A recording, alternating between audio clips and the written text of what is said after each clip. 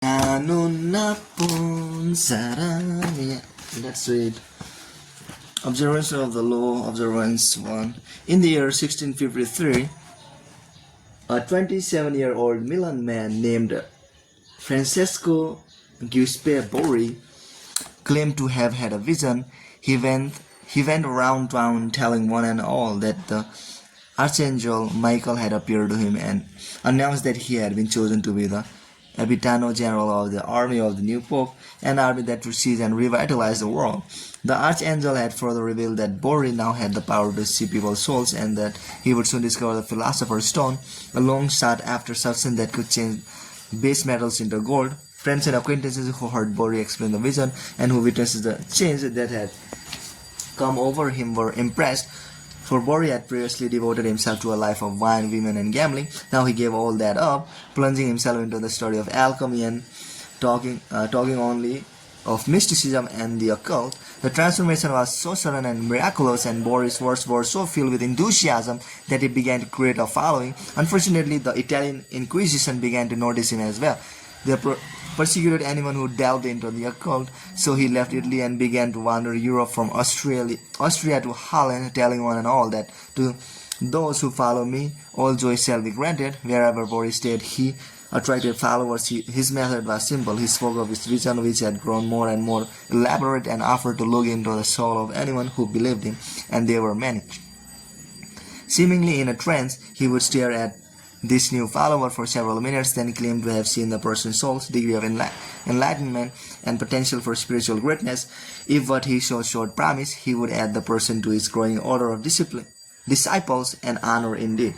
The cult had 6 degrees into which the disciples were assigned, according to what Borri had glimpses in their souls, with work and total devotion to the cult. They could graduate to a higher degree. Borri, whom they called His Excellency and Universal Doctor, demanded from them the strictest vows of poverty. All the goods and money they possessed had to be returned over to him, but they did not mind handing over their property, for Borri had told them, I shall soon bring my chemical studies to a happy conclusion by the discovery of the Philosopher's Stones, and by this means we shall all have as much gold as we desire.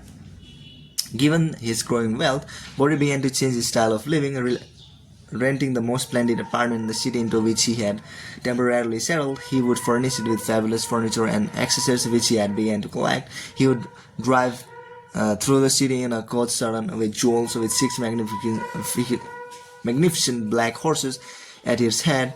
He never stayed too long in one place, and when he disappeared, saying he had more souls to gather into his flock, his reputation only grew in his absence. He became famous, although in fact he had never done a single concrete thing. From all over Europe, the blind, the crippled, and the desperate came to visit Borri for word I swear that he had healing powers. He has no fee for his services, which only made him seem more marvelous, and indeed some claimed that in this or that city he had performed a miracle cure.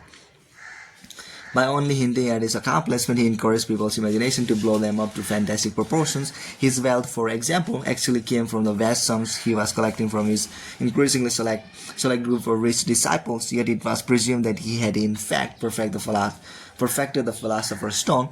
The church continued to pursue him, denouncing him for heresy and witchcraft, and Borri's response to these charges was a dignified silence. This only enhanced his reputation and made his followers more passionate. Only the great are persecuted. After all, how many understood Jesus Christ in his own time? Borri did not have to say a word. His followers were now called the Pope, the Antichrist.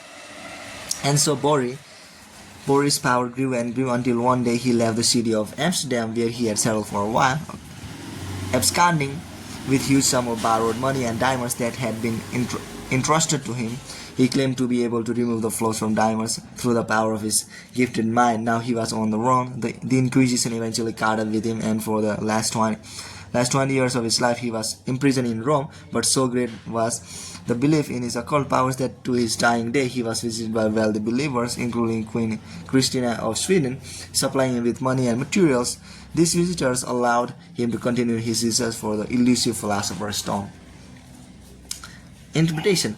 Before he formed his cult, Borri seems to have stumbled on a critical discovery. Tiring of his life of debauchery, he had decided to give it up and devote himself to the occult, a genuine interest of his. He must have noticed, however, that when he alluded to a mystical experience rather than physical exhaustion as a source of his conversion, people of all classes wanted to hear more. Realizing the power he could gain by ascribing the change to something external and mysterious, he went further with his manufactured visions. The grander the vision and the more sacrifices he asked for, the more appealing and believing his story seems to become. Remember, people are not interested in the truth about change. They do not want to hear that it has come from hard work and from anything as banal as exhaustion, boredom, or depression. They are dying to believe in something romantic, otherworldly. They want to hear of angels and out-of-body experiences. Indulge them, hint at the mystical source of some personal change, wrap it up in ethereal colors, and a cult-like following will form around you. Adapt to people's needs. The Messiah must mirror the desires of his followers and always aim high. The bigger and bolder your illusion, the better. Observance 2.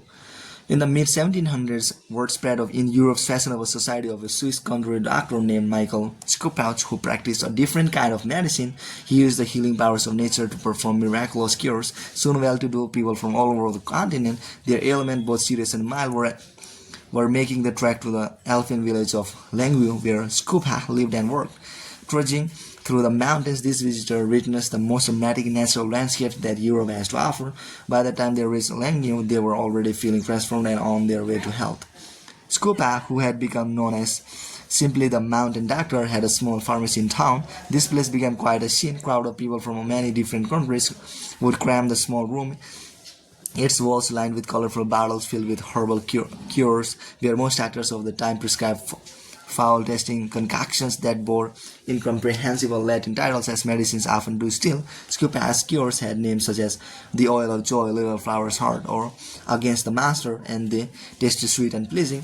Visitors to Langeview would have to wait patiently for a visit with the Mountain Doctor, because every day some 80 messengers would arrive at the pharmacy bearing flasks of urine from all over Europe. Skopauch claimed he could diagnose what ailed you simply by looking at a sample of your urine and reading a written description of your ailment. Naturally, he read the description very carefully before prescribing a cure.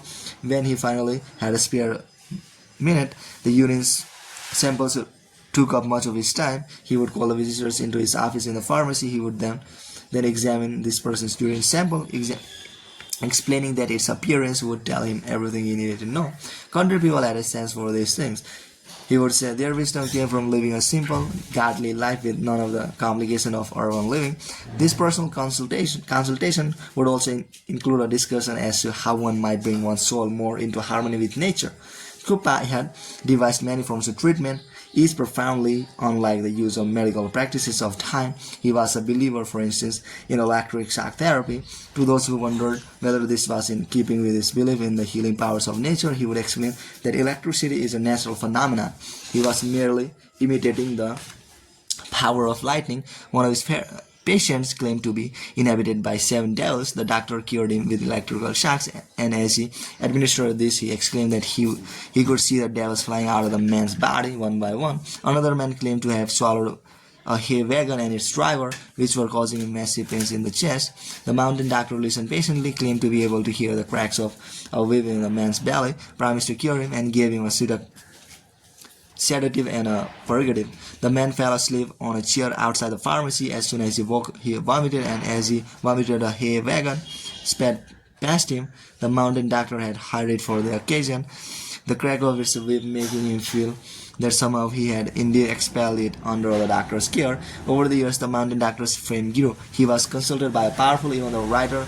Both he made the trek to his village, and he became the center of a cult of nature in which everything natural was considered worthy of worship. Skopauch was careful to create a fact that would entertain and inspire his patients. A professor who visited him once wrote, "One stands or sits in company, one plays cards, sometimes with a young woman. Now a concert is given, now a lunch or supper, and now a little ballad is presented. With a very happy effect, the freedom of nature is everywhere, united with the pleasures of the Beau Monde, and if the doctor is not able to heal any disease, he can at least cure hypochondria and the vapors." So that's this guy. Bye.